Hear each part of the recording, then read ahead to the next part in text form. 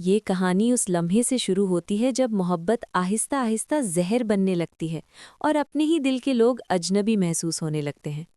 कामयार का लहजा आयरा के साथ दिन ब दिन बदलता जाता है। बात बात पर झुंझलाहट, बेवजह की लड़ाइयाँ और फिर वो तल्ख रवैया जो किसी भी रिश्ते को तोड़ने के लिए काफ़ी होता है। रही सही कसर उसकी माँ पूरी कर देती है, जो दिन रात तानों से आयरा का सांस लेना भी मुश्किल कर देती है। रोज़ की बेइज्जती और अजियत आयरा के सब्र का पैमाना लबरेज कर देती है, और एक दिन वो गुस्से और टूटे हुए दिल के साथ अपनी गाड़ी निकालकर अपने बाप के घर की तरफ रवाना हो जाती है। मगर जैसे ही वो वहाँ पहुँचती है तो बाप की सर्द आवाज़ उसके वजूद को हिला देती है। हमारा इस लड़की से कोई ताल्लुक नहीं, जिसने हमारी इज्जत को तमाशा बनाया। और उसके हुक्म पर मेन गेट बंद हो जाता है। अपनी आंखों के सामने अपने ही घर का दरवाज़ा बंद होता देखकर आयरा का दिल करची करची हो जाता है।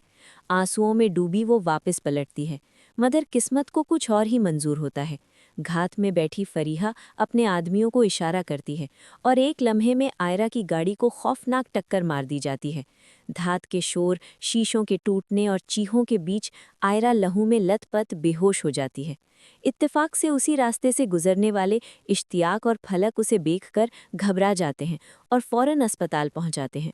जब ये खबर इरफान शाह तक पहुंचती है तो उनके कदमों तले ज़मीन निकल जाती है।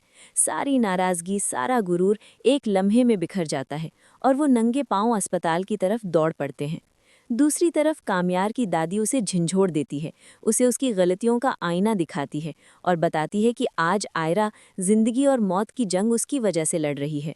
अस्पताल में कामयार जैसे ही आयरा के कमरे की तरफ बढ़ता है तो इरफान शाह दीवार बनकर खड़े हो जाते हैं।